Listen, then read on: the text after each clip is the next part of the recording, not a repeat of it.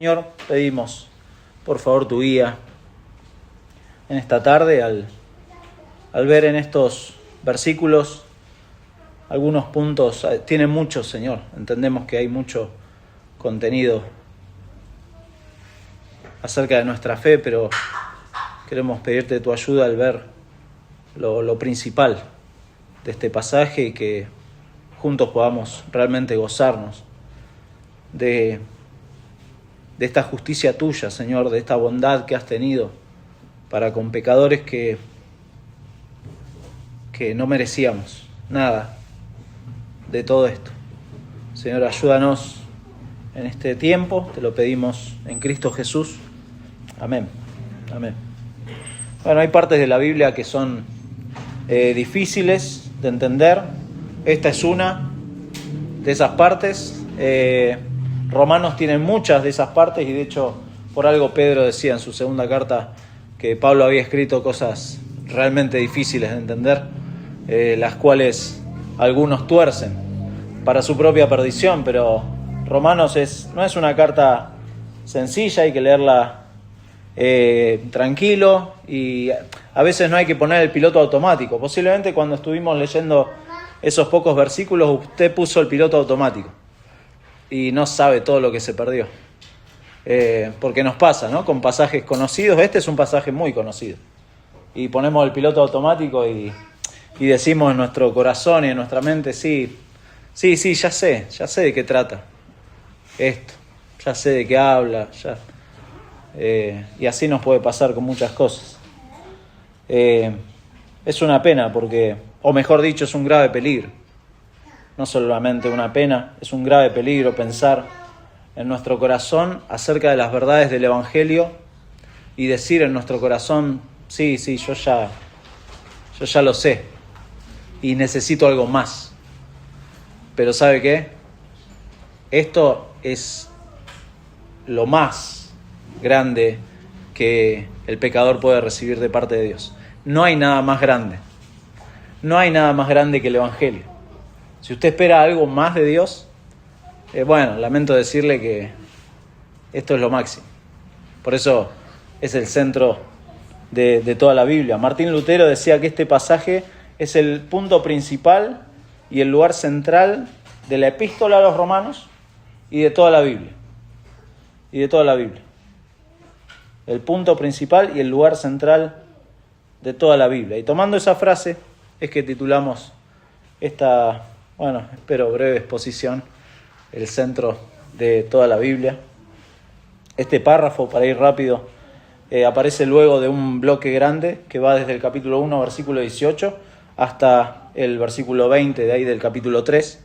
Todo eso es una parte grande. El punto central que Pablo quiere demostrar en toda esa parte es, de manera bastante honesta, Pablo es muy directo en decirnos de que todos estamos condenados. Si usted escuchó la frase, sí, son todos pecadores. Pablo está afirmando eso en esta parte. Todos estamos condenados. Versículo 18 de capítulo 1 comienza esa parte diciendo: porque la ira de Dios se revela desde el cielo contra toda impiedad e injusticia de los hombres que detienen con injusticia la verdad.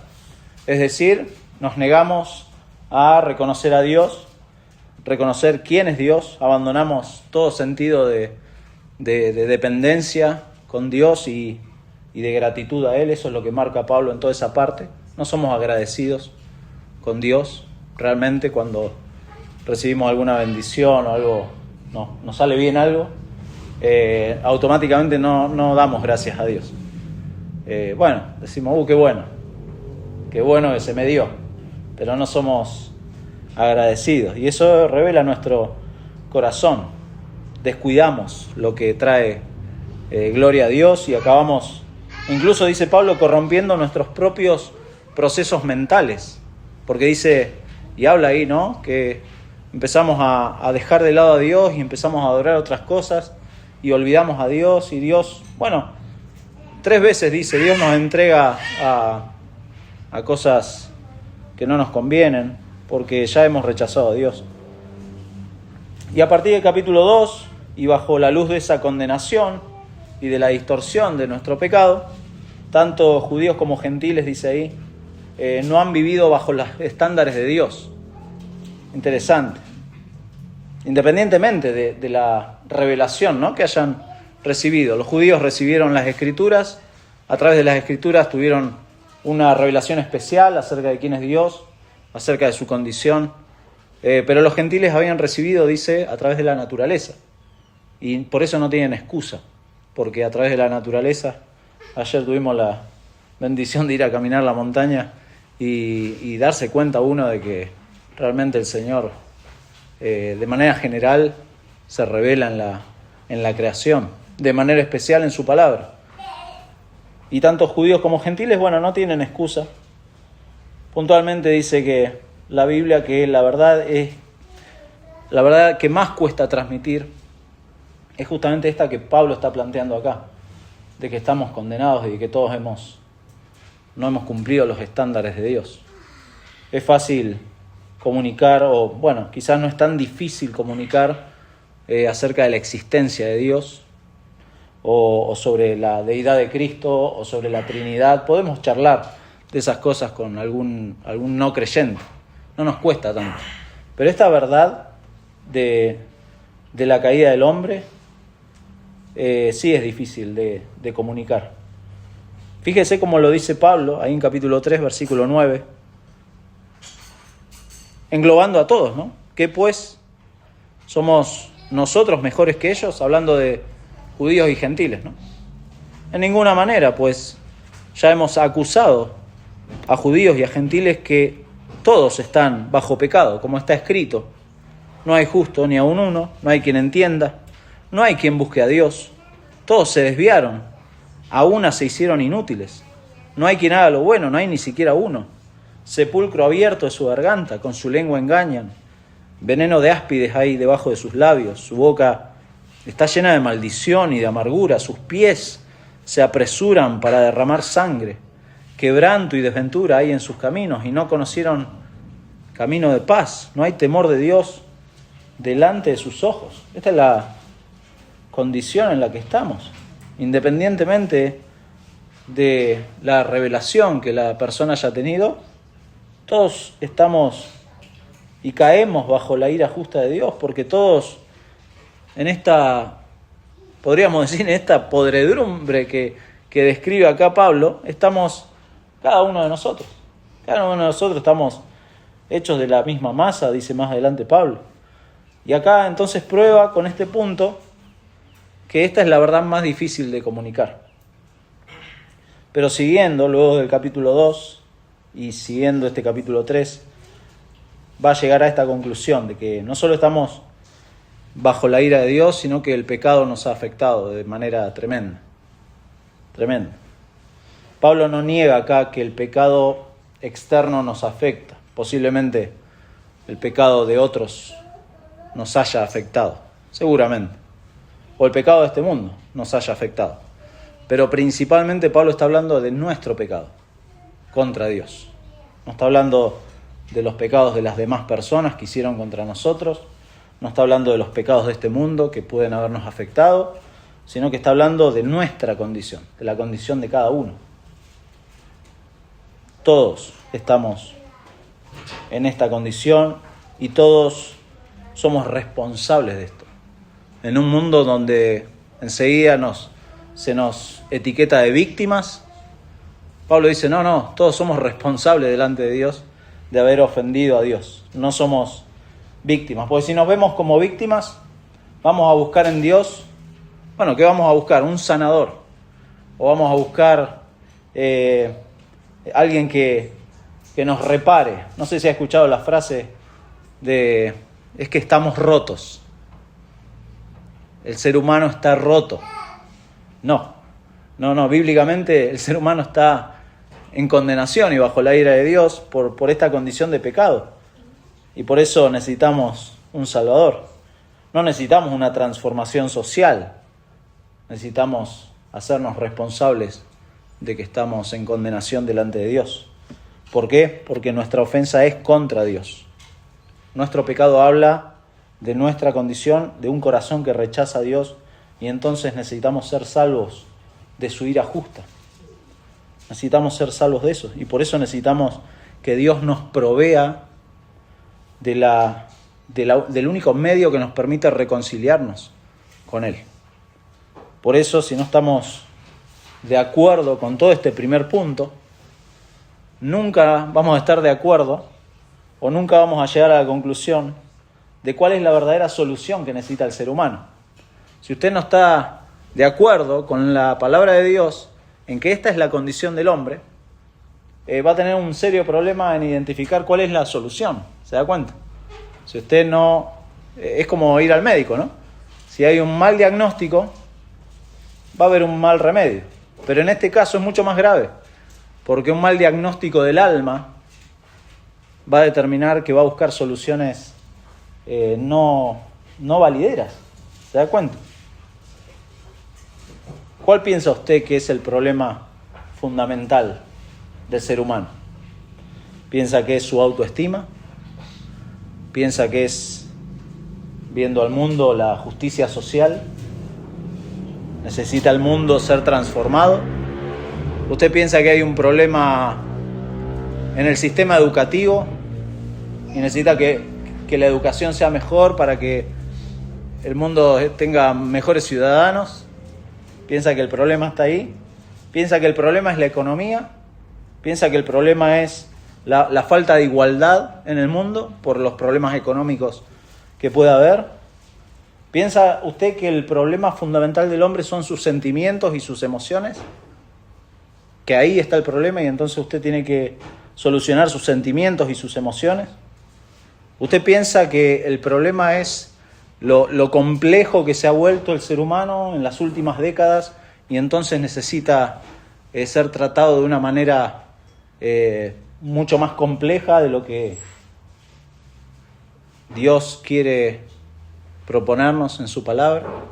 Dice, bueno, no, Dios quizá es algo secundario en todo esto que hemos mencionado. Pero Pablo está convencido de que la raíz del problema, y los creyentes creo que estamos convencidos de que la raíz del problema en todo esto es nuestra rebelión contra Dios. Ahí está la raíz del problema. Nuestra fascinación con la idolatría. Somos idólatras naturalmente, que de manera ridícula pretendemos quitarle el lugar a Dios y ponernos nosotros en el lugar de Dios. Hemos de alguna manera, y no sé si existe esa palabra, hemos desdiosado a Dios mismo. Y queremos quitarle el lugar y ponernos nosotros como el centro de todo y nos creemos víctimas por eso. Claro, usted no anda obviamente por la calle diciendo yo soy el centro del universo. Mírenme, yo soy el centro del universo y necesito que todos me miren. No anda por la calle, espero que no ande. Si anda así por la calle, ya es el doble problema que tiene. Pero está arraigado en nuestro corazón. Está arraigado dentro nuestro, de que sí somos el centro. Alguien dio un ejemplo, y me gustó mucho, de una foto, no sé si se acuerda, cuando se sacaban las fotos de egresados, de la graduación, que eran, no sé si su curso era de 30 o 40 jóvenes. ¿A quién buscaba primero en la foto? Normalmente. Bueno, capaz que buscaba a la jovencita o al joven que a ver cómo estaba en aquel momento, capaz que... Pero se buscaba a usted mismo. En primer lugar, uno se busca a uno mismo. ¿A dónde estoy? ¿A dónde estoy yo? ¿Y cómo salí? Bueno, de hecho nos pasa, ¿no? Con las fotos grupales, que antes era una sola foto y estaba en el horno, o sea, salía como salía, Pato Gallareta diríamos, ¿no? Salía lo que salía y bueno, y se revelaba esa foto. Hoy tenemos la ventaja de las fotos digitales, pero se ha dado cuenta que hoy cuando sacamos fotos, sacamos 5, 6, 7, 8, 9 fotos de la misma. Le hacemos taca, taca, taca para ver cómo sale, para ver cómo salgo. Porque me importa cómo yo salgo. ¿Se dio cuenta? No me importa cómo salen los otros. Capaz que los otros salen todos así, medio torcidos. Pero me importa cómo yo salgo. Yo quiero salir bien. Bueno, eso habla de nuestro corazón. Usted me va a decir, no, ¿cómo es una foto, Germán? Tampoco. Habla de nuestro corazón. Habla de lo que hay muy dentro nuestro. El otro ejemplo es en las discusiones, ¿no? Si ha tenido discusiones, un cruce de palabras con alguien, usted se vuelve a su casa y se vuelve masticando, ¿no? Y todo lo que pudo haber dicho. Y siempre en ese que pudo haber dicho y en esa conversación solitaria que usted tiene, usted siempre gana. Siempre gana. Yo he perdido muchas discusiones. Pero de esas, ninguna he perdido. Ninguna se pierde. Y eso habla de nuestro corazón. De que somos idólatras por naturaleza. No solo buscamos identidad en otras cosas, sino que nosotros nos establecemos como un Dios. El asunto es que a menos que veamos lo perdido que estamos los seres humanos, en nuestra relación con Dios es muy difícil encontrarle sentido a todo lo que sigue. Si nosotros no entendemos nuestra condición es muy difícil. Y todo este pasaje habla sobre cómo ser considerado justo delante de Dios. Una pregunta muy difícil. ¿Cómo ser justo si esta es mi condición y realmente estoy perdido delante de Dios? ¿Cómo puedo ser justo delante de Dios? Y presentando Pablo en los 2 primeros capítulos, 2 capítulos y medio, el corazón del hombre, ahora pasa a reflexionar en establecer este argumento, cómo ser justo delante de Dios. Y en primer lugar, Pablo establece, en primer lugar, que la relación que hay entre la justicia de Dios en Cristo y el pacto de la ley que hay en el Antiguo Testamento. Y no se preocupe, vamos a ir rápido en cada uno de los versículos. Dice 21, pero ahora, aparte de la ley, se ha mostrado o se ha manifestado la justicia de Dios testificada por la ley y por los profetas. Y ese pero ahora marca algo nuevo.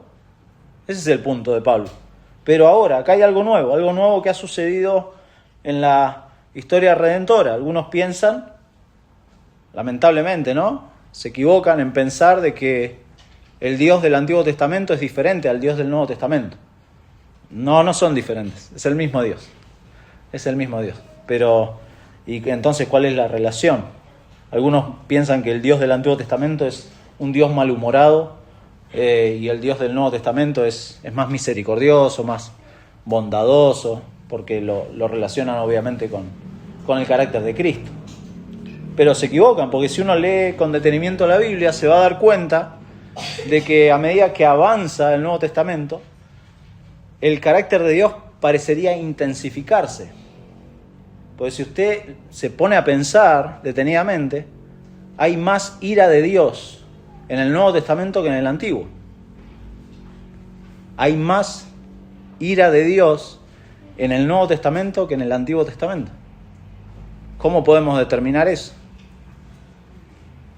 A través de la cruz de Cristo. En la cruz de Cristo se ve el descargar la ira de Dios sobre su propio Hijo. También vemos más amor de Dios en el Nuevo Testamento que en el Antiguo, porque en la cruz también vemos el amor de Dios desplegado de manera tremenda. Entonces no podemos decir, o está mal pensar, de que es diferente, de que Dios ha cambiado en su carácter. La cruz manifiesta el amor de Dios, pero también expone la ira de Dios contra el pecado. Subraya acá dramáticamente el hecho de que Dios condena el pecado a través de la cruz. Por eso dice, pero ahora esta justicia de Dios ha llegado y realmente la necesitamos para resolver el problema de los primeros 2 capítulos y medio de Romanos, ¿no? Necesitamos la justicia de Dios para lograr ser justos ante Dios. Esta demostración, dice ahí, versículo 21, la demostración de la justicia de Dios ha sido revelada aparte de la ley, aparte del pacto de la ley. Fue testificada por la ley. El Antiguo Testamento habla de Cristo, Pero ahora, dice, una justicia ha sido revelada aparte del pacto de la ley. Y aunque acá insiste Pablo, la ley y los profetas testificaron de antemano sobre lo que Jesús estableció bajo ahora las condiciones del nuevo pacto. Ha cambiado. Eso está diciendo Pablo. Por eso, en primer lugar, Pablo establece la relación entre la justicia de Dios en Cristo y el pacto de la ley del Antiguo Testamento, pero en segundo lugar, Pablo establece la disponibilidad de la justicia de Dios para todos los seres humanos, sin distinción, por medio de la fe como única condición. Versículos 22 y 23, fíjese ahí. Y esto es pregunta de observación. ¿Cuál es la palabra que se repite ahí, versículos 22 y 23, que usted puede decir, claro, este es el énfasis de Pablo? Versículos 22 y 23, si alguno lo encuentra.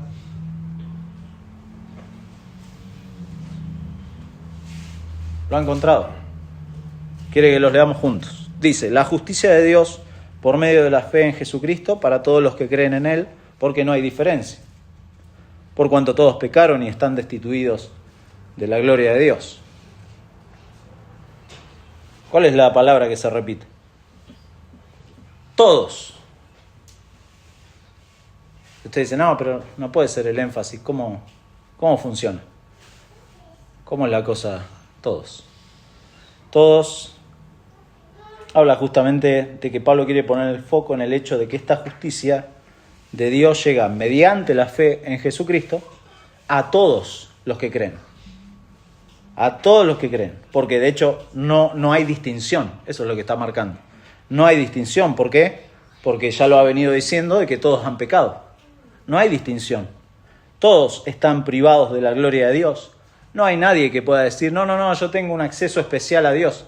Tengo un pase VIP. O, no, todos están condenados, todos están en esta condición. Todos están bajo el peso del pecado, condenados. Todos necesitan la justicia de Dios en Cristo. Y Pablo ha demostrado ya, somos culpables, somos idólatras, miserables, que rechazamos a Dios, que merecemos su ira. Y entonces la necesidad universal es justamente la justicia de Dios para todos los que creen, porque todos somos culpables. Y discúlpeme que parezco un trabalengua o que estoy repetitivo, pero Pablo quiere enfatizar en eso, en que todos necesitan de Cristo. No hay nadie que pueda decir, no, yo no necesito a Cristo. Todos necesitan de Cristo. Ahora, que algunos lo rechacen es otro tema. Pero la necesidad fundamental del ser humano no es otra cosa que no sea Jesucristo. Todos necesitan a Jesucristo. No hay distinción de ningún tipo. No, usted no puede pensar que, bueno, usted porque tiene más educación o menos educación, o porque tiene una posición social, o porque viene, no sé, de familia, no sé, de sangre azul, qué sé yo. No necesita a Jesucristo. Todos necesitan a Jesucristo. Nadie puede decir, ningún cristiano puede decir o puede pensar que ha logrado ser un cristiano por algo diferente a otro. No, todos han llegado por el mismo medio.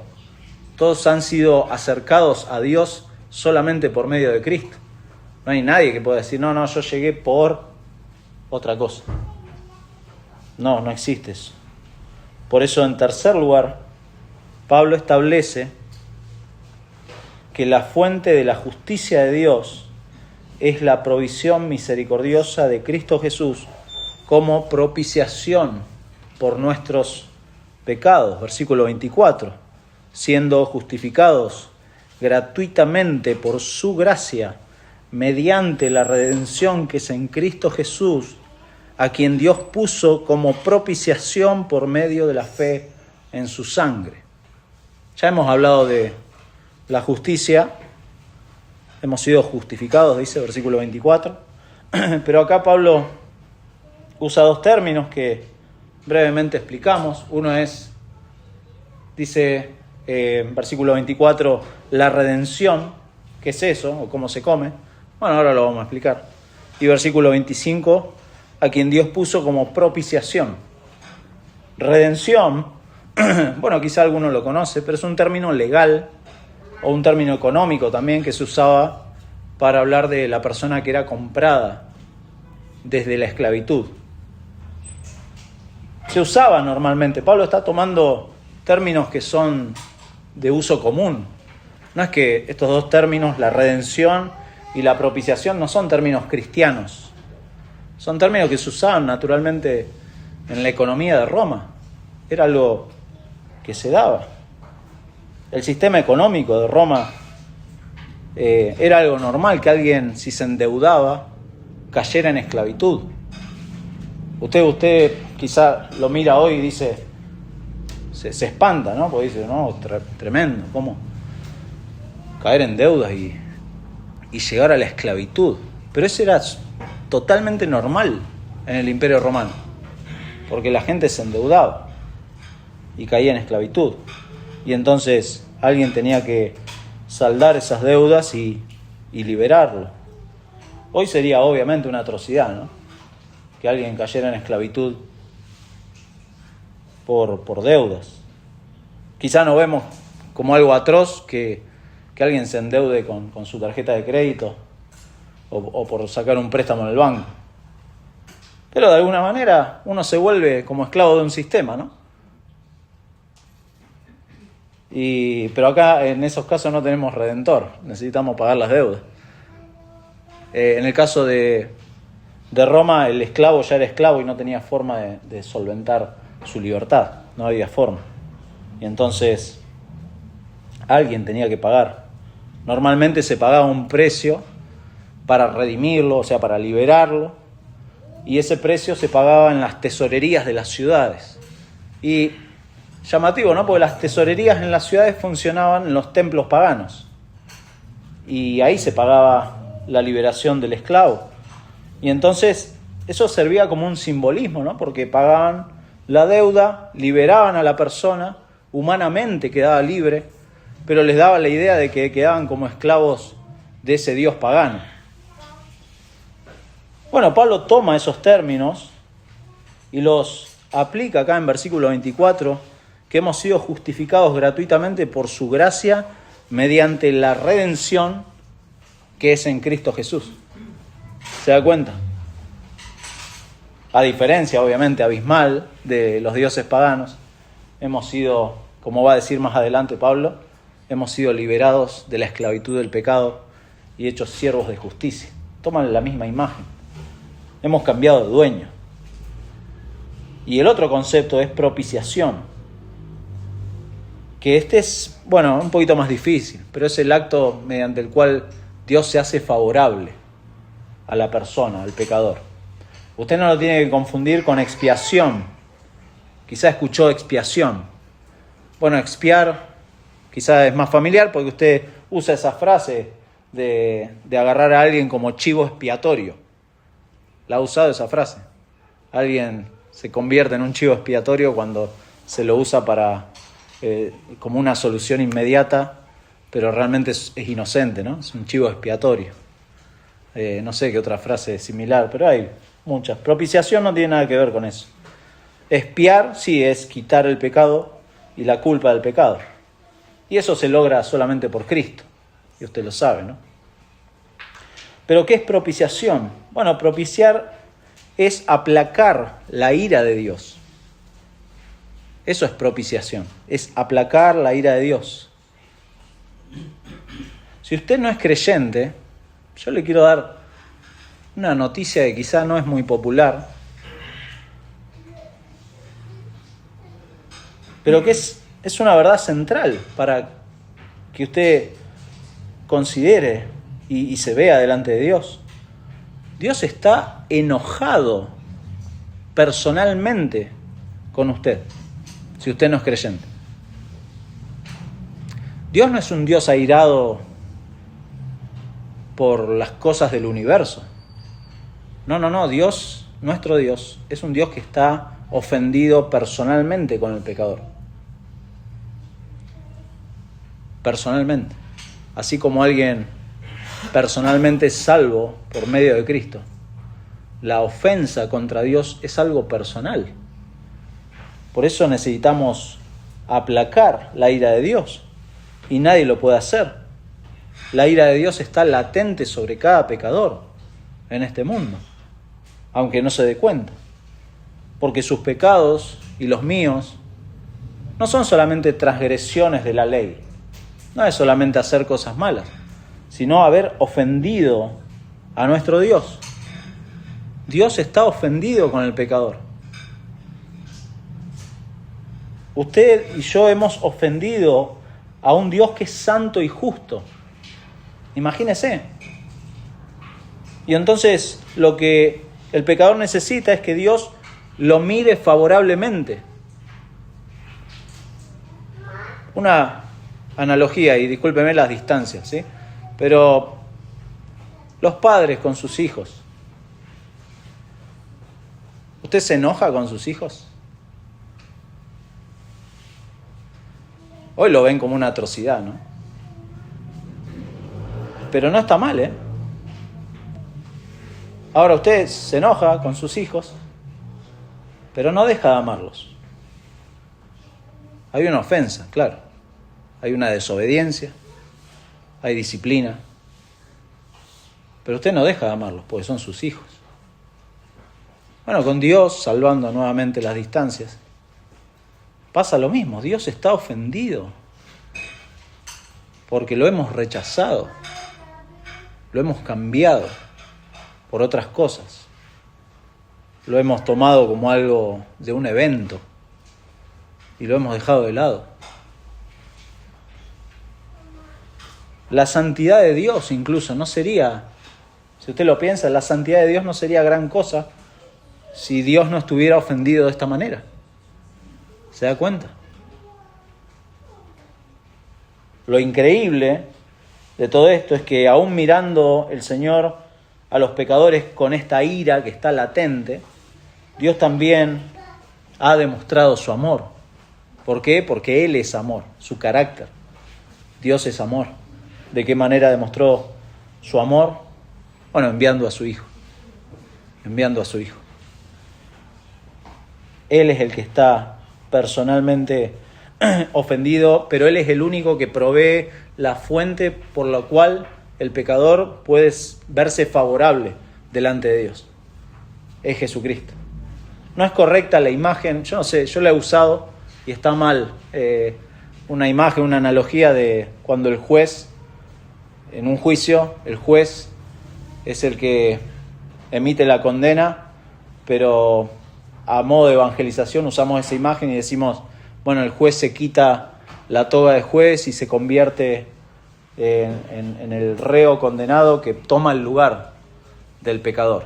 Bueno, no es correcta esa imagen, y yo la he usado porque el juez no es el que está ofendido directamente, porque uno cuando peca contra la ley, peca contra algo, contra el Estado, pero no contra el juez. Y en este caso Dios sí está ofendido personalmente. Pero en cuarto y último lugar, Pablo fija acá que la justicia de Dios se muestra a través de la cruz de Cristo. Versículo 25, la segunda parte, dice, para manifestar su justicia. O sea, Dios puso como propiciación por medio de la fe en su sangre para manifestar su justicia, a causa de haber pasado por alto en su paciencia los pecados pasados, con la mira de manifestar en este tiempo su justicia, a fin de que Él sea el justo y el que justifica al que es de la fe de Jesús. Ahora Dios nos envió a su Hijo. Dios envió al Señor Jesucristo como propiciación, principalmente para salvarnos. Bueno, no principalmente para salvarnos, y tampoco para demostrar su amor. Fíjese lo que dice ahí la palabra de Dios. Versículo 25. Para manifestar su justicia. En esa manifestación de su justicia, claro, salva al pecador. Pero en primer lugar, Él quiere demostrar su justicia. Toda la justicia de Dios se efectúa en Cristo. Eso es lo que está diciendo Pablo. Quien toma a Cristo nuestra maldición, nuestra pena, sobre su propio cuerpo en el madero, y ahí tenemos listo la justicia suficiente que necesita el pecador. Entonces solo el sacrificio de Cristo cumple las exigencias de la santidad de Dios.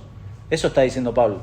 Él es el único que cumple esa satisfacción de la santidad de Dios.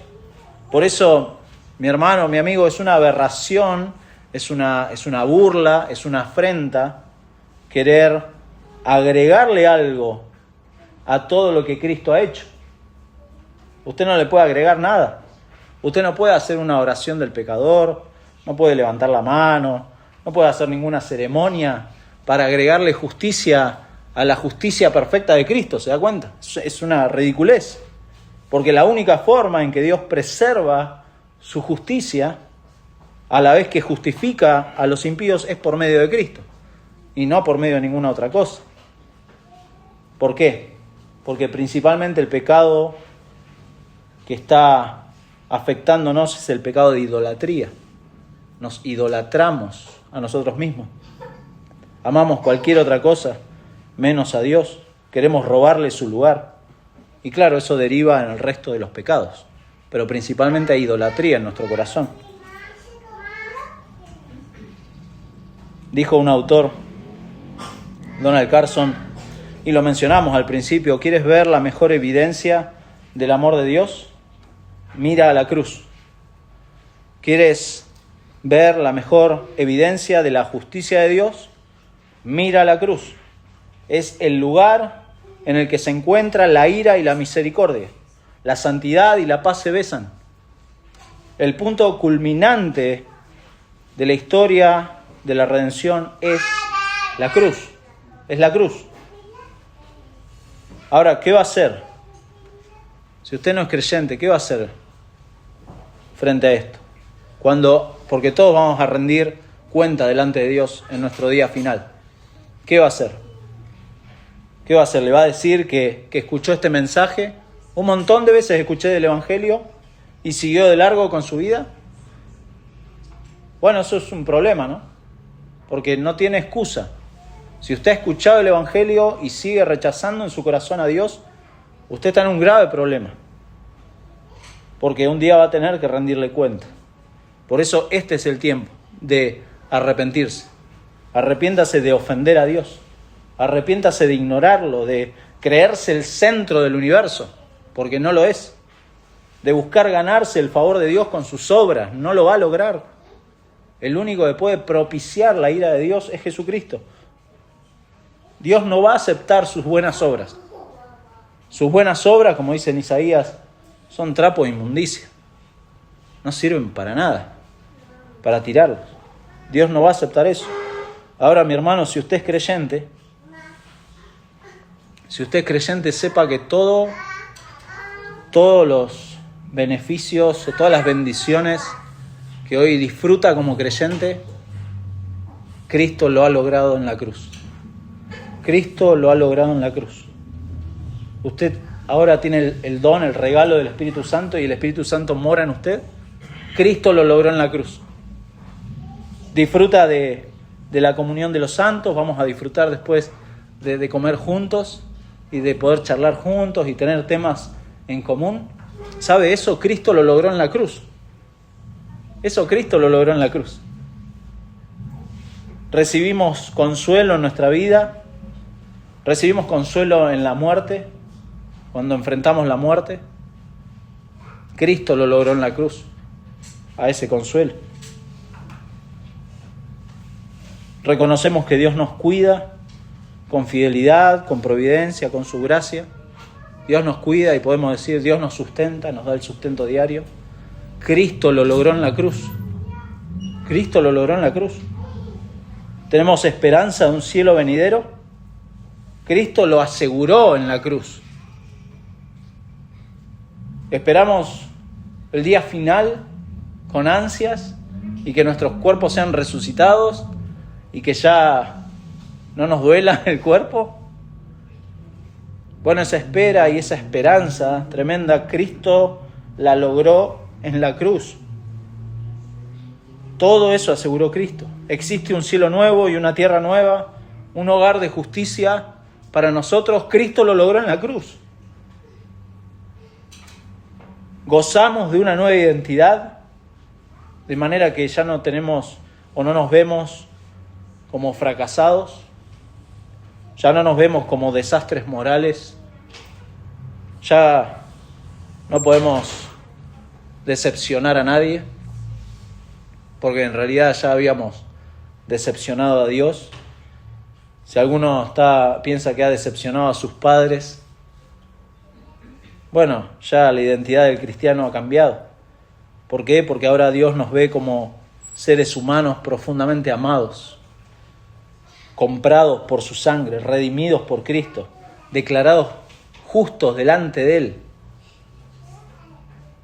Gozamos de esa identidad debido al hecho de que Dios mismo se presentó y dio a su Hijo como propiciación por nuestros pecados. Todo eso, esa nueva identidad, todo lo aseguró Cristo en la cruz. ¿Y sabe qué? Como dice ahí versículo 22, se lo ha concedido a todos los que creen. A todos los que creen. No es que esto es una salvación universal. Bueno, Dios ya envió a su Hijo y todos van a ser salvos. No, esto es solamente para los que creen, para los que confían en Jesucristo. Por eso este es el tema central de la Biblia. Este es el tema que traspasa no solamente la Biblia, nuestra vida. Y por eso nos tendríamos que preguntar, ¿no será acaso el tema central de nuestra vida? No solamente de la Biblia, sino de nuestra vida. Por eso de eso vamos a hablar, Dios mediante, si el Señor lo permite, el domingo. No solo el tema central de la Biblia, sino el tema central de nuestra vida. ¿Sabe por qué? Porque Cristo lo ha asegurado todo en la cruz del Calvario y lo ha confirmado todo a través de su resurrección. Y eso vamos a celebrar el domingo. Vamos a orar. Señor, gracias por este tiempo y gracias por tu palabra. Gracias por esta preciosa carta de Romanos que tiene tantas verdades que necesitamos reflotar, recordar, animarnos unos a otros y recordar que todo el fundamento de nuestra fe y de la esperanza que tenemos está en Cristo. Señor, gracias por haber enviado a Jesucristo a morir por pecadores que te habíamos no solamente ofendido, no solamente habíamos rechazado todo lo que tenía que ver contigo, sino que a tu persona misma. Señor, nos habíamos establecido nosotros mismos como el centro de todo y gracias porque en Cristo nos has humillado para mostrarnos de que la gloria es tuya y solamente tuya. Señor, pero qué bendición hoy poder de nuevo recordar estas cosas para que aquellos corazones que no te conocen sean atraídos por tu amor, sean arrastrados por tu amor, porque nuestro corazón incrédulo no quiere ir a ti, Señor, y por eso pedimos, por favor, ten misericordia de aquellos que no creen, para que puedan disfrutar de todo esto que ha asegurado Cristo y hoy puedan ser incluidos en estos que Pablo dice que son los que creen. Señor, gracias por tu palabra, gracias por esta tarde con mis hermanos. Acompáñanos en el resto del tiempo que vamos a estar juntos, que sea un tiempo en donde nos gocemos de esta esperanza que es Cristo, Señor. Gracias. En su nombre oramos. Amén. Amén.